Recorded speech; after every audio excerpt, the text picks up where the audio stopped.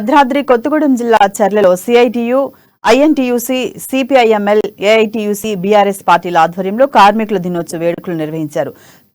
చర్ల సెంటర్లలో జెండాను ఆవిష్కరించి ర్యాలీ చేపట్టారు. కార్మికుల ఐక్యత వర్ధిల్లాలి అంటూ నినాదాలు చేశారు. కేంద్ర ప్రభుత్వం ప్రభుత్వ రంగ సంస్థలను ప్రైవేటీకరణ చేయడం వల్ల కార్మికులకు తీరని నష్టం కలుగుతుందని కార్మిక సంఘాల నాయకులు అన్నారు. ఇకనైనా కేంద్ర ప్రభుత్వం కార్మిక వ్యతిరేక విధానాలను అమలు చేయడం మానుకోవాలని డిమాండ్ చేశారు.